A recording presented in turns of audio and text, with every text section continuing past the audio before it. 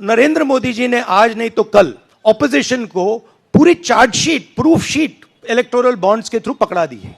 इसीलिए थोड़ा टेरर हो रहा है उनको, क्योंकि उनको लग रहा है कि भैया अगर 400 पार नहीं 180 हो गई, 160 हो गई, 140 हो गई तो नैया पार हो जाएगी। ये चुनाव 2-3%, 5% और बाकी हिंदुस्तान के बीच में चुनाव है, और जो बाकी हिंदुस्तान चाहता है वो इस मैनिफेस्टो में है, और जो 2% चाहता है, जो अदानी जी चाहते हैं, वो आप उनका मैनिफेस्टो देख लीजिए, आपको पता लग जाएगा। उसमें उनकी रिक्वेस्ट लिस्ट पूरी की पूरी आपको मिल जाएगी। It is a close election and we are going to fight an excellent election and we are going to win the election. Rahul Gandhi Bharat Jodo Yatra के दौरान उन्होंने युवाओं के लिए नौकरी की गारंटी दी थी, किसानों के लिए गारंटी दी थी और महिलाओं की सशक्तिकरण के लिए भी उन्होंने गारंटी दी थी।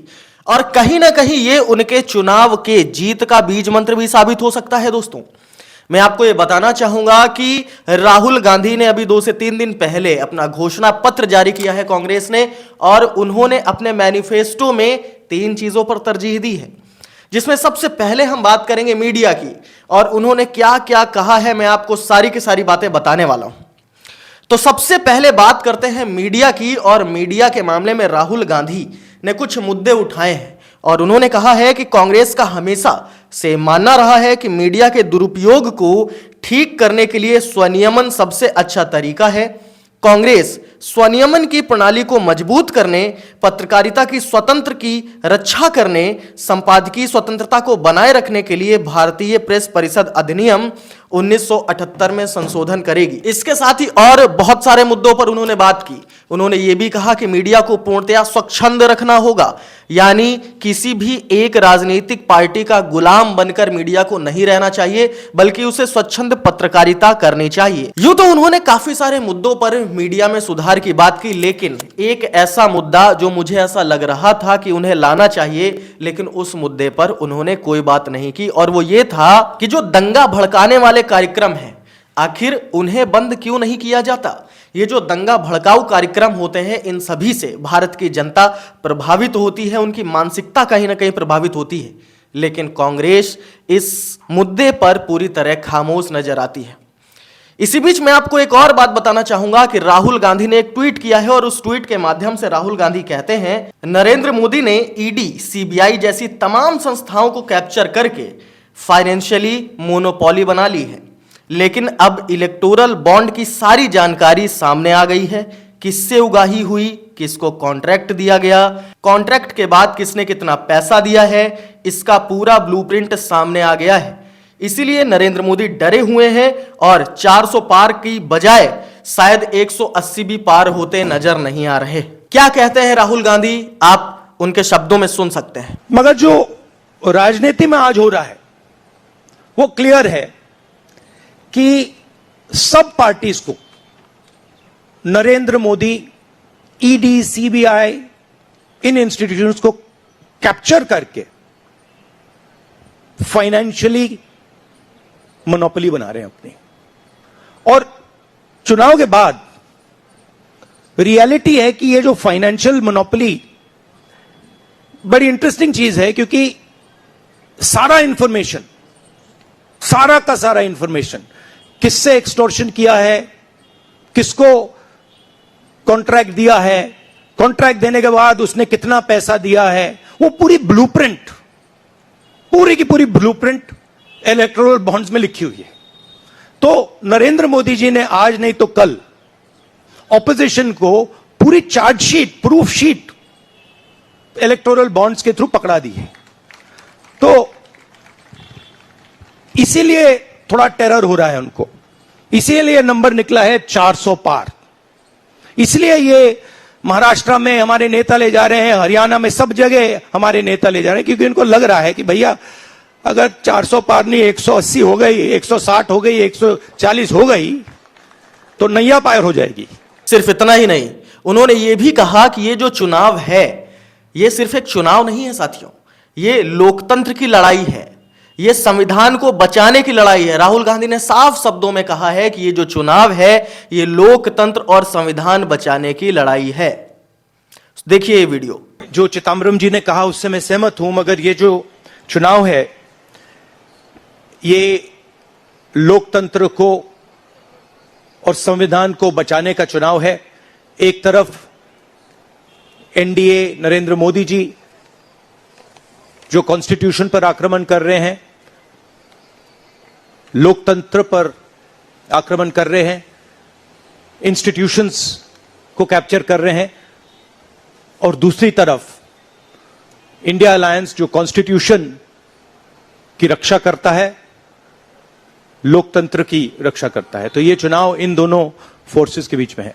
अध्यक्ष मल्लिकार्जुन खड़गे भी सामने आए और उन्होंने भी कांग्रेस की तरफ से संबोधित करते हुए ये कहा कि पिछले 10 सालों की अगर हम बात करें तो कई बार भारतीय जनता पार्टी और प्रधानमंत्री नरेंद्र मोदी खुद अपने पुराने प्रधानमंत्री मनमोहन सिंह की बुराई करते नजर आते हैं, लेकिन इन 10 सालों में उन्होंने अपनी तरफ से कोई बड़ी योजना नहीं चलाई है। उन्होंने कांग्रेस की तरफ से चल रही योजनाएं उन्हीं को आगे कंटिन्यू किया है और सबसे बड़ा नाम उन्होंने मनरेगा का लिया है, राइट टू एजुकेशन का लिया है और भी अन्य मुद्दे उन्होंने उठाए हैं। देखिए क्या कहते हैं खड़गे साहब। डॉक्टर मनमोहन सिंह के नेतृत्व वाली हमारी यूपीए सरकार की बहुत आलोचना करते हैं, लेकिन उस 10 साल में हमने MNREGA, right to education, RTI, खाद्य सुरक्षा, वनाधिकार, भूमि अधिग्रहण कानून और रेहड़ी पटरी वालों की अधिकार समेत कई कदम हमने उठाया है। और उसकी जो कर्ता धर्ता है श्रीमती सोनिया गांधी जी यहां पर मौजूद है। उन्होंने बारीकी से इन मनरेगा को और खास करके फूड सिक्योरिटी को बहुत लड़ा, क्योंकि मुझे मालूम है सब चीजें मैं यहां पर नहीं कह सकता कि उन्होंने इतने ये 2-3 प्रोग्राम के लिए बहुत गुस्से में रहते थे। जब तक वो इम्प्लीमेंट नहीं होता तब तक वो खामोश नहीं बैठे और कैबिनेट के लोगों को बोलते रहे थे कि ये क्या हुआ। जब हुआ तब वो भी खुशी मना लिए और हम भी लोग बोले कि भाई ठीक हो गया। और जब बाहर इसका गया कि जो ये मनरेगा का, फूड सिक्योरिटी का और कंपलसरी एजुकेशन का ये जो संदेश बाहर गया, तब लोग सभी खुश होने लगे, सभी बोलने लगे ये बहुत अच्छा यूपीए गवर्नमेंट ने किया, सोनिया गांधी जी ने किया। ये बात बाहर आ गई। इसीलिए ये हमारा जो पहले से गरीबों के लिए वायदे थे वो हम पूरे करेंगे। मोदी जी 10 सालों में इसके मुकाबले का एक काम भी नहीं कर सके। आप बताइए कौन सी ऐसी बड़ी फैक्ट्री जो एम्प्लॉयमेंट क्रिएट कर सकती है, जो नेहरू जी के जमाने में बने वैसे कोई एक बड़े बड़े काम उन्होंने किया है। कई अहम योजनाएं हमें कांग्रेस के घोषणा पत्र में देखने को मिलती हैं, जिसमें मीडिया के बारे में बात कही गई है, चुनाव आयोग के बारे में बात कही गई है और जांच एजेंसियों के बारे में बात की गई है।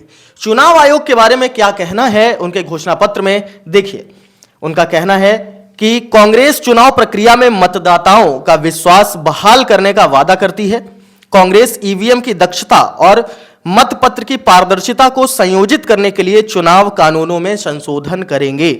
मतदान ईवीएम के माध्यम से होगा, लेकिन मतदाता मशीन से उत्पन्न मतदान पर्ची को वीवीपैट इकाई में रख और जमा कर सकेंगे। इलेक्ट्रॉनिक वोट मिलान का मिलान वीवीपैट पर्ची मिलान से किया जाएगा। मतलब उनका ऐसा मानना है कि जहां पर एक तरफ ईवीएम होगा वहीं दूसरी तरफ बैलेट पेपर की पारदर्शिता भी होगी। इसके अलावा उन्होंने कहा है कि भय के वातावरण को खत्म किया जाएगा। भय के वातावरण को खत्म किया जाना, इसका साफ साफ उद्देश्य कहीं ना कहीं जांच एजेंसियों के बारे में बात करने का है। और उन्होंने ये कहा है लोकतंत्र बचाएं, भय हटाएं, स्वतंत्रता बहाल करें। भारत के लोकतंत्र को खोखला किया जा रहा है। ऐसा माना जा रहा है कि संसद सहित प्रत्येक संस्था ने अपनी स्वतंत्रता खो दी है और कार्यकारी सरकार के अधीन हो गई है। यह सबको जानकारी है कि देश में एक व्यक्ति की इच्छा ही चलती है। लोकतांत्रिक संस्थाओं में लोगों का भरोसा बहाल करना होगा। आप साफ तौर पर देख सकते हैं कि भय के माहौल को खत्म करने की बात की जा रही है कांग्रेस के घोषणा पत्र में, लेकिन कहीं पर भी ईडी पर अंकुश लगाने का कोई भी पॉइंट आपको दिखाई नहीं देता है। तो क्या ऐसा मानना है कि अगर कांग्रेस की सत्ता आती है और भाजपा पिछले 10 सालों में जिस तरीके से ईडी का स्वाद विपक्षियों को चखा रही है, क्या राहुल गांधी की सरकार आने के बाद वही स्वाद भाजपा को चखना पड़ेगा? क्या ईडी पर अंकुश लगाया जाएगा, या ईडी पर अंकुश लगाने की बात अगर है तो घोषणा पत्र में क्यों नहीं की गई? मैं आप सभी की राय चाहूंगा साथियों। और कांग्रेस के घोषणा पत्र से कहीं ना कहीं भाजपा की नींदें उड़ी हुई हैं, क्योंकि उन्हें भी ऐसा लग रहा है कि क्या वाकई हमारा आंकड़ा 200 के आसपास तो नहीं रहने वाला। आप सभी अपनी राय कमेंट सेक्शन में जरूर दीजिएगा। और अगर आप विश्वास रखते हैं स्वच्छंद पत्रकारिता से, तो मैं ऐसी खबरें आपके लिए लेकर के आता रहता हूं। तो इस चैनल सिविल अफेयर्स को सब्सक्राइब कीजिए और वीडियो पसंद आने पर इसे लाइक कीजिए। मिलते हैं किसी अन्य मुद्दे पर, इजाजत दीजिए। योगेश शुक्ला को नमस्कार।